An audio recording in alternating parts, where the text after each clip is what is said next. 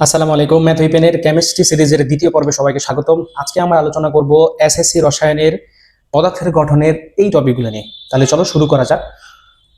সর্বপ্রথম বিজ্ঞানীগুলো যখন পদার্থের গঠন সম্পর্কে ধারণা দিলেন যে প্রত্যেকটা পদার্থ কি নিয়ে গঠিত বা কিভাবে গঠিত, তার আলোচনা আমি গত পর্বে করেছি। এ পর্বে আমরা আলোচনা করব পদার্থের ভেতরে কি কি রয়েছে এবং পদার্থগুলোকে কি কি শ্রেণীতে ভাগ করা যায় সে সম্বন্ধে। এখন তুমি যদি কোনো লোহাকে নিয়ে ভাঙো বা লোহাকে আঘাত করো বা ওটাকে তুমি যেভাবেই কাটো বা যেভাবেই ভাঙো না কেন, তুমি প্রতি ক্ষেত্রে লোহাই পাবা, অন্য কোনো কিছু কিন্তু পাবা না। লোহা থেকে তুমি চাইলেই সোনা পাবা না, আবার সোনা থেকে চাইলেই কিন্তু লোহা পাবা না। পদার্থগুলোকে সর্বপ্রথম দুই ভাগে ভাগ করা হয়। প্রত্যেকটা পদার্থকে সর্বপ্রথম দুই ভাগে ভাগ করা হয়, যার একটা শ্রেণী হলো মৌলিক পদার্থ এবং আরেকটা শ্রেণী হলো যৌগিক পদার্থ। একটা শ্রেণী হলো মৌলিক পদার্থ, আরেকটা শ্রেণী হলো যৌগিক পদার্থ। মৌলিক পদার্থ কি? যে সকল পদার্থগুলোকে ভাঙলে ওই পদার্থ ছাড়া অন্য কোনো পদার্থ পাওয়া যায় না, তাদেরকে আমরা মৌলিক পদার্থ বা মৌল বলবো। কি বললাম?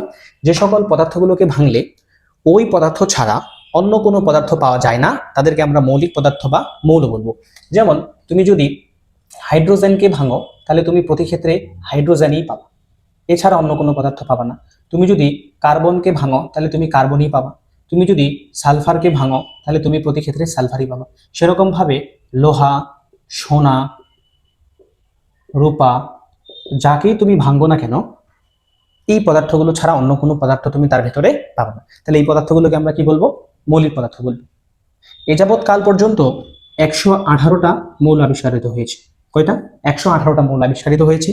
এই 118টা মৌলকে দুইটি ভাগে বিভক্ত করা হয়, যার 98টা হচ্ছে প্রাকৃতিক, এই 98টা প্রকৃতিতে পাওয়া যায়, এবং বাকি 20টা মৌল যেগুলো গবেষণাগারে বা ল্যাবে তৈরি করা হয়, গবেষণাগার বা ল্যাবে তৈরি করা হয়। আবার এই মৌলিক পদার্থ বা মৌলগুলোর মধ্যে ভিন্ন ভিন্ন 26টি মৌল, ভিন্ন ভিন্ন 26টি মৌল, ভিন্ন ভিন্ন 26টি মৌল কোথায় পাওয়া যায়? মানবদেহে পাওয়া যায়। কোথায় পাওয়া যায়? মানবদেহে পাওয়া যায়। তাহলে মৌলিক পদার্থ কি বললাম? যে সকল পদার্থগুলোকে ভাঙলে ওই পদার্থ ছাড়া অন্য কোনো পদার্থ পাওয়া যাবে না, তাকে মৌলিক পদার্থ বা মৌল বলে। আবার এই পর্যন্ত 118টা মৌল আবিষ্কারিত হয়েছে, যার 98টা প্রকৃতিতে পাওয়া যায়, 20টা ল্যাবে বা গবেষণাগারে তৈরি করা হয়, এবং আমাদের মানবদেহে ভিন্ন ভিন্ন 26 ধরনের মৌল রয়েছে। ক্লিয়ার? আচ্ছা, এবার আসো যৌগিক পদার্থ। যে সকল পদার্থগুলোকে ভাঙলে ওই পদার্থ ছাড়া আরো এক বা একাধিক পদার্থ পাওয়া যায়, তাদেরকে আমরা বলবো যৌগিক পদার্থ। কি বললাম? যে সকল পদার্থগুলোকে ভাঙলে ওই পদার্থ ছাড়া আরো এক বা একাধিক পদার্থ পাওয়া যায়, তাদেরকে আমরা বলবো যৌগিক পদার্থ। যৌগিক পদার্থ বা যৌগতে সবসময় মৌলগুলোর অনুপাত সেম থাকে, মৌলগুলোর অনুপাত সেম থাকে। এখন তুমি পৃথিবীর যে কোনো স্থান থেকেই পানির নমুনা সংগ্রহ করো না কেন, কি বললাম? পৃথিবীর যে কোনো স্থান থেকেই তুমি পানির নমুনা সংগ্রহ করো না কেন, তাহলে তুমি এখান থেকে পানি কি পাবা? পানিকে পাবা H2O পাবা। আবার যেমন ধরো যে আমি যদি আরো পদার্থের কথা বলি, যেমন মার্বেল, এটা একটা যৌগিক পদার্থ। আবার আমি যদি বলি চুন, এটা এক ধরনের যৌগিক পদার্থ। আবার আমি যদি বলি খাদ্য লবণ, খাদ্য লবণ এটাও এক ধরনের যৌগিক পদার্থ। তাহলে তুমি যদি পানিকে ভাঙো, পানিকে বিশ্লেষণ করলে তুমি কি পাবা? এখান থেকে হাইড্রোজেন পাবা এবং অক্সিজেন পাবা। মার্বেল CaCO3, তাহলে এই জায়গা থেকে তুমি যদি এটাকে বিশ্লেষণ করো, তাহলে এখান থেকে তুমি ক্যালসিয়াম পাবা, কার্বন পাবা এবং অক্সিজেন পাবা। চুনকে যদি বিশ্লেষণ করো, তাহলে এখান থেকে তুমি দুই ধরনের পদার্থ পাবা, ক্যালসিয়াম পাবা, অক্সিজেন পাবা। খাদ্য লবণ অর্থাৎ সোডিয়াম ক্লোরাইডকে তুমি যদি বিশ্লেষণ করো, তাহলে এখান থেকে তুমি সোডিয়াম পাবা এবং ক্লোরিন পাবা। তাহলে দেখো, এই পদার্থগুলোকে ভাঙলে এক বা একাধিক মৌল পাওয়া যায়, তাহলে এগুলোকে আমরা কি বলবো? যৌগিক পদার্থ বলবো। আরেকটা কথা বললাম যে যৌগিক পদার্থে মৌলগুলোর অনুপাত কি থাকবে? সেম থাকবে বা একই থাকবে। যেমন তুমি পৃথিবীর যে কোনো জায়গা থেকেই পানি নাও না কেন, এই পানির অণুতে হাইড্রোজেন এবং অক্সিজেনের অনুপাত 2:1 পাবা, অথবা অক্সিজেন অনুপাত হাইড্রোজেনের মান 1:2 পাবা। প্রতি ক্ষেত্রে তুমি এটাই পাবা, এর বাইরে অন্য কোনো আসবে না। বুঝছো কথা? তাহলে মৌলিক পদার্থ, যৌগিক পদার্থ বোঝা গেছে। এবার তাহলে আলোচনা করা যাক পরমাণু এবং অণু নিয়ে। পরমাণু এবং অণু। পরমাণু, আরেকটা টপিক হচ্ছে অণু। পরমাণু জিনিসটা কি? পরমাণু জিনিসটা হলো মৌলিক পদার্থের ক্ষুদ্রতম কণা, যার মধ্যে ওই মৌলের গুণাগুণ বিদ্যমান থাকে। কি বললাম, যে পরমাণু হলো মৌলিক পদার্থের ক্ষুদ্রতম কণা যার মধ্যে ওই মৌলের গুণাগুণ বিদ্যমান থাকে। যেমন আমরা কিছুক্ষণ আগে বললাম যে আমি যদি সালফারকে ভাঙি, কিছুক্ষণ আগে আমি বলছি যে আমি যদি সালফারকে ভাঙি তাহলে আমি কি পাবো, সালফারই পাবো। তুমি যতবারই এই সালফারটাকে ভাঙো না কেন প্রতিবারই কি পাবা, সালফার পাবো। সালফারকে ভাঙলে ছোট ছোট যে কণা পাওয়া যাবে সালফারের, ওই প্রত্যেকটা কণাই হলো ওই সালফারের পরমাণু। তাহলে মৌলিক পদার্থের ক্ষুদ্রতম কণা যার মধ্যে ওই মৌলটারই গুণাগুণ বিদ্যমান থাকবে তাকে আমরা কি বলবো, পরমাণু বলবো। অণু কাকে বলে, অণু হলো এক বা একাধিক পরমাণু সমন্বয়ে গঠিত হয় অণু। কি হয়, একের অধিক পরমাণু পরস্পরের সাথে যুক্ত হয়ে এক একটা অণু তৈরি হয়। যেমন ধরো আমি ধরলাম যে অক্সিজেন এবং অক্সিজেন, অক্সিজেন এবং আরেকটা অক্সিজেন পরস্পরের সাথে যুক্ত হয়, তাহলে অক্সিজেনের দুটা পরমাণু পরস্পরের সাথে যুক্ত হয়ে অক্সিজেনের একটা অণু তৈরি করে, অক্সিজেন একটা কি তৈরি করে, অণু তৈরি করে। সেভাবে হাইড্রোজেনের একটা পরমাণু আরেকটা হাইড্রোজেন পরমাণুর সাথে যুক্ত হয়ে হাইড্রোজেনের একটা কি তৈরি করে, অণু তৈরি করে। বুঝছো কথা? তাহলে পরমাণু কি, মৌলিক পদার্থের ক্ষুদ্রতম একক হলো পরমাণু যার মধ্যে মৌলের গুণাগুণ বিদ্যমান থাকে, আর একের অধিক পরমাণু পরস্পরের সাথে যুক্ত হয়ে অণু গঠন করে। ক্লিয়ার?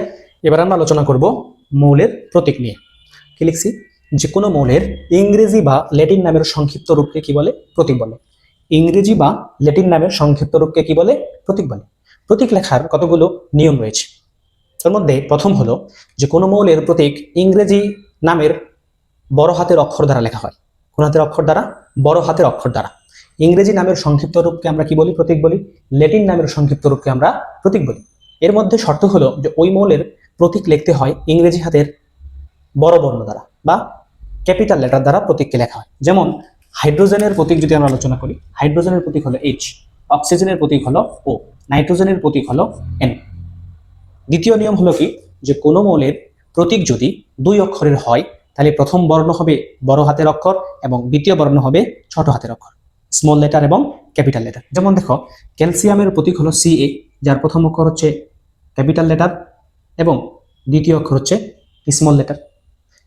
অনুরূপভাবে যেমন দেখো ম্যাগনেসিয়াম, ম্যাগনেসিয়ামের প্রতীক হলো Mg, প্রথম অক্ষর বড় হাতের, দ্বিতীয় অক্ষর হলো ছোট হাতের। এছাড়াও কিছু কিছু মৌল রয়েছে যাদের প্রতীক ল্যাটিন শব্দ থেকে ব্যবহার করা হয়।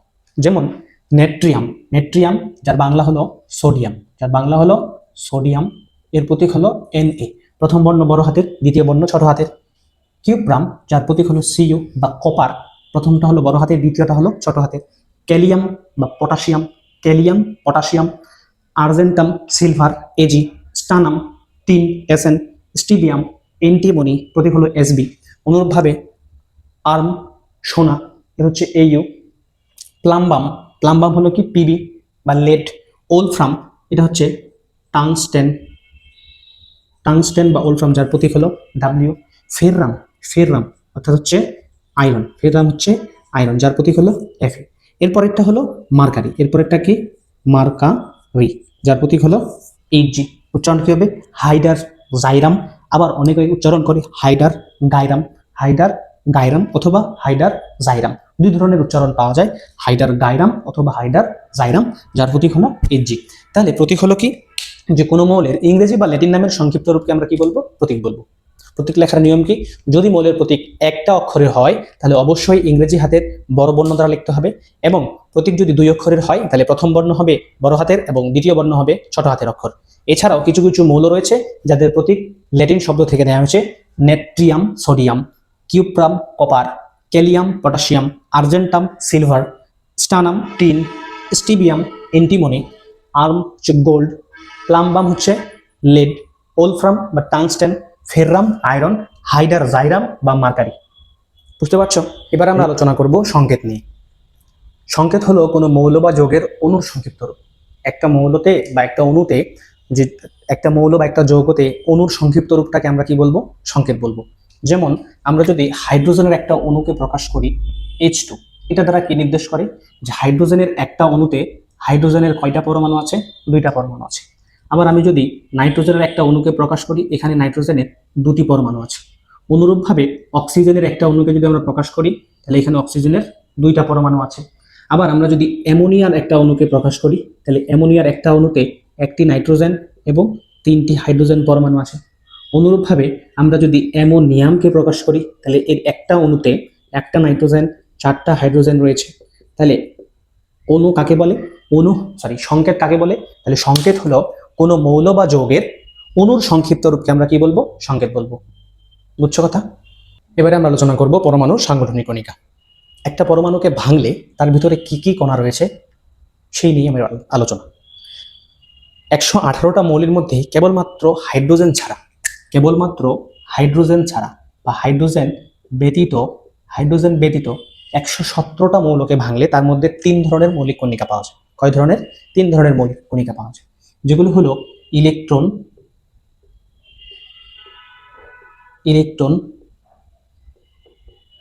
প্রোটন, আরেকটা হলো নিউট্রন।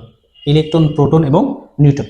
কেবলমাত্র হাইড্রোজেনে শুধুমাত্র ইলেকট্রন এবং প্রোটন দ্বারা গঠিত, হাইড্রোজেনে কোনো ইলেকট্রন নেই। তাহলে হাইড্রোজেন ব্যতীত সকল মৌল 3টি মৌলিক কণা দ্বারা গঠিত, যেগুলো হলো ইলেকট্রন, প্রোটন এবং নিউট্রন। এদের পরিচয়গুলো সম্পর্কে আমরা এখন জানবো। তাহলে ইলেকট্রনকে প্রকাশ করা হয় ই প্রতীক দ্বারা। ইলেকট্রন হলো পরমাণুর এক ধরনের সাংগঠনিক কণিকা, যাকে ই প্রতীক দ্বারা প্রকাশ করা হয়। প্রোটন হলো পরমাণুর আরো একটি সাংগঠনিক মৌলিক কণিকা, যাকে পি প্রতীক দ্বারা প্রকাশ করা হয়। এবং নিউট্রন হলো অপর আরেকটি সাংগঠনিক মৌলিক কণিকা, যাকে এন প্রতীক দ্বারা প্রকাশ করা হয়। ইলেকট্রন হলো নেগেটিভ বা ঋণাত্মক চার্জযুক্ত, এবং প্রোটন হলো পজিটিভ বা ধনাত্মক চার্জযুক্ত, এবং নিউট্রন হলো চার্জ নিরপেক্ষ বা চার্জ নিউট্রাল। নিউট্রনের কোনো চার্জ নেই। ইলেকট্রনের এই চার্জের মান -1.6 × 10⁻⁻19 কুলম্ব। প্রোটনের সেম চার্জ, তবে এটা হচ্ছে বিপরীত, +1.6 × 10⁻⁻19 কুলম্ব। কুলম্ব থেকে আসছে? চার্জের আবিষ্কারক বিজ্ঞানী কুলম্বের নাম অনুসারে এককটা কুলম্ব ব্যবহার করা হয়। এবং আমরা কি বলছিলাম যে নিউট্রন হলো চার্জ নিরপেক্ষ, তাহলে এর চার্জ হবে 0। ইলেকট্রনের প্রকৃত ভর 9.11 × 10⁻⁻28 গ্রাম। এটাকে কেজিতে প্রকাশ করলে হবে 9.11 × 10⁻⁻31 কেজি। এই ভ্যালুটা খুবই ইম্পর্টেন্ট, এই অধ্যায়ের ম্যাথ করার সময় এই ভ্যালুটা কাজে লাগবে। প্রোটনের ভর হলো 1.673 × 10⁻⁻24 গ্রাম। কেজিতে প্রকাশ করলে এটা হবে 1.673 × 10⁻⁻27 কেজি। এবং নিউট্রনের ভর প্রোটনের ভর থেকে সামান্য একটু বেশি, 1.675 × 10⁻⁻24 গ্রাম। কেজিতে প্রকাশ করলে হবে 1.675 × 10⁻⁻27 কেজি। বুঝছো কথা? এবং ইলেকট্রনের আপেক্ষিক আধান ইলেকট্রনের আপেক্ষিক আধান হলো -1, প্রোটনের আপেক্ষিক আধান হলো +1, এবং নিউট্রনের আপেক্ষিক আধান হলো 0। ইলেকট্রনের আপেক্ষিক ভর হলো 0, প্রোটনের আপেক্ষিক ভর হলো 1 এবং নিউট্রনের আপেক্ষিক ভর হলো 1। তাহলে কি বললাম? যে পরমাণুর সাংগঠনিক কণা হলো হাইড্রোজেন ব্যতীত সকল পরমাণু 3 ধরনের মৌলিক কণা দ্বারা গঠিত, যার একটা হলো ইলেকট্রন, প্রোটন এবং নিউট্রন। ইলেকট্রনের প্রতীক হলো ই, প্রোটনের প্রতীক হলো পি এবং নিউট্রনের প্রতীক হলো এন। ইলেকট্রন নেগেটিভ চার্জ বিশিষ্ট এবং এর চার্জের মান 1.6 × 10⁻⁻19 কুলম্ব।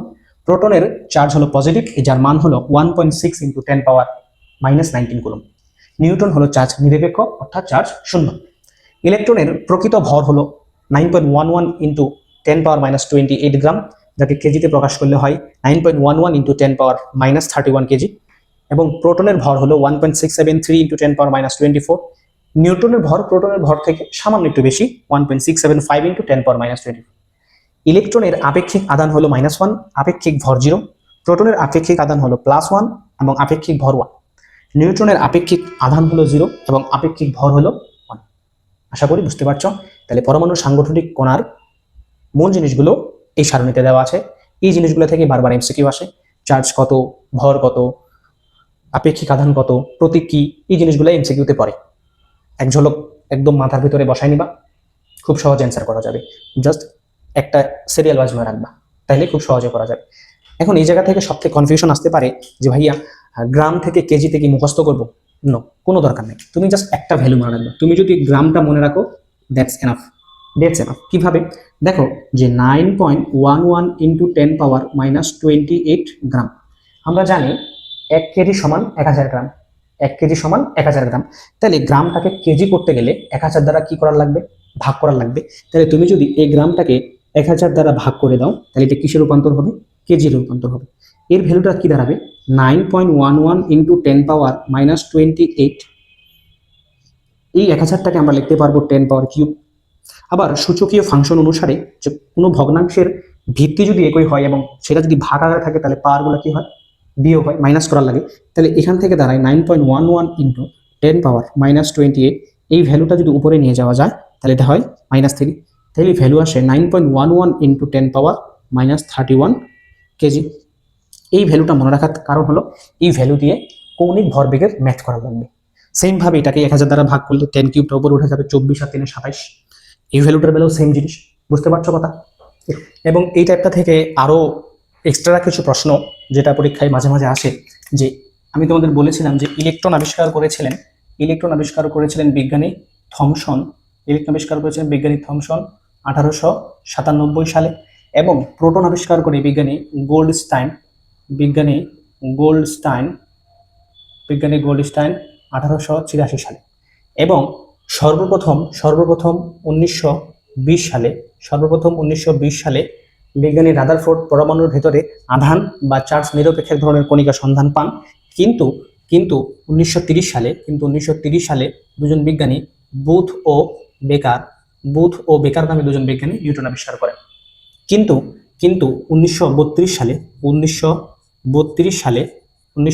সালে চ্যাডউইক 1932 সালে চ্যাডউইক সর্বপ্রথম এর নামকরণ করেন নিউটন।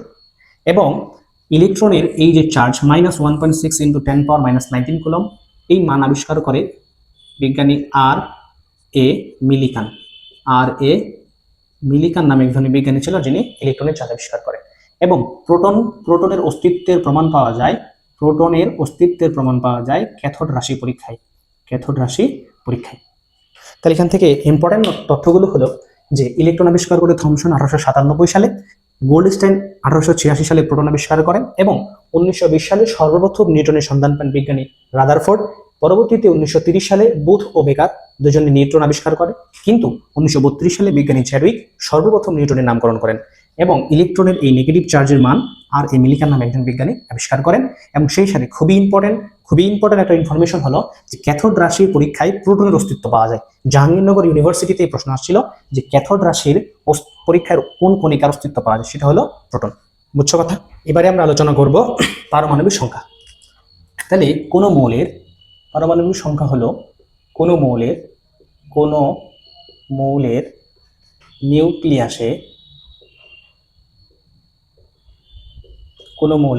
নিউক্লিয়াসে উপস্থিত প্রোটন সংখ্যা।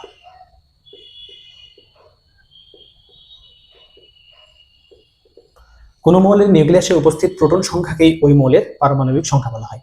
এই পারমাণবিক সংখ্যাকে জেড দ্বারা প্রকাশ করা হয়। অর্থাৎ কোন একটা মৌলের নিউক্লিয়াসে যতগুলো প্রোটন থাকবে তার সংখ্যাটাকে আমরা কি বলবো? পারমাণবিক সংখ্যা বলবো। অর্থাৎ আমরা বলতে পারি যে প্রোটন ইজ ইকুয়াল টু পারমাণবিক সংখ্যা।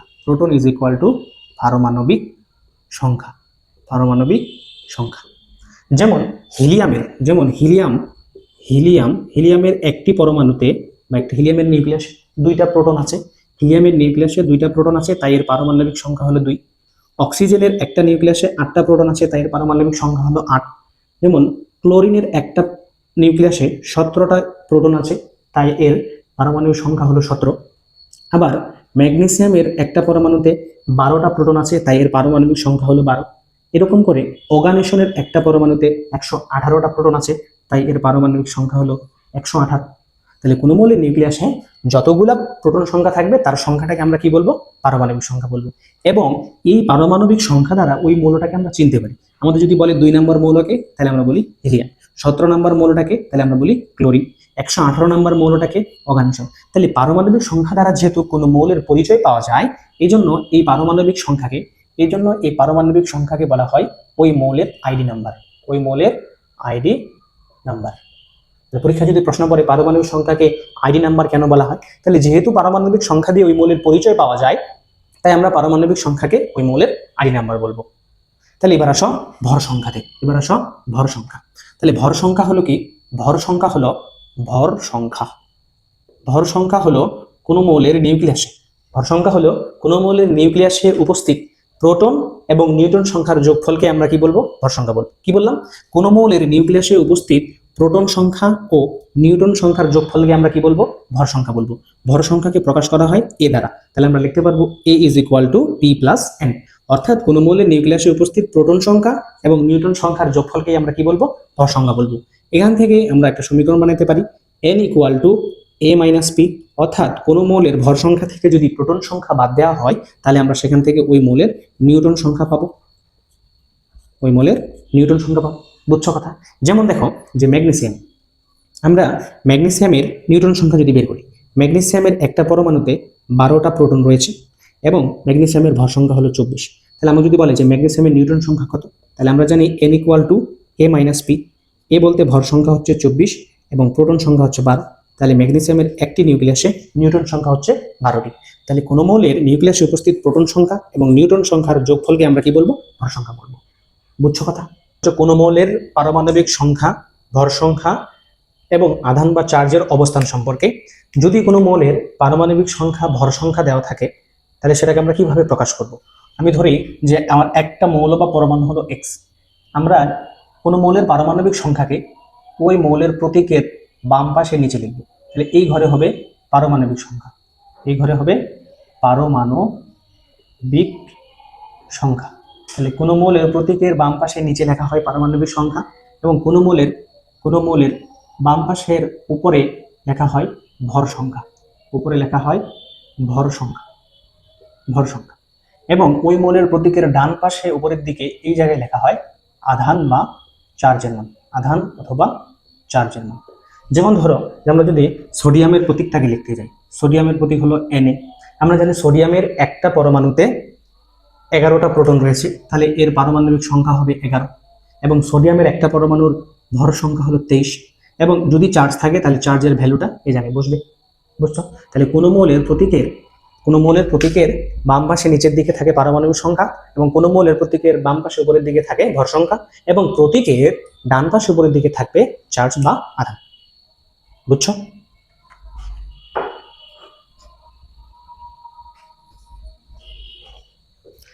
আশা করছি তোমাদের আজকের এই আলোচনা, এই টপিক হেল্পফুল হবে অনেকটা। আমি গোটা আলোচনায় মৌলিক পদার্থ, যৌগিক পদার্থ থেকে শুরু করে ভর সংখ্যা পর্যন্ত তোমাদের শেষ করিয়েছি। খুব মনোযোগ দিয়ে খাতায় নোট করে রাখবা, এবং এই জিনিসগুলো MCQতে বারবার আসে। আশা করছি তোমাদের কাজে লাগবে। তোমাদের সকলের জন্য শুভকামনা। আজকে এখান থেকেই বিদায় নিচ্ছি। আসসালামু আলাইকুম।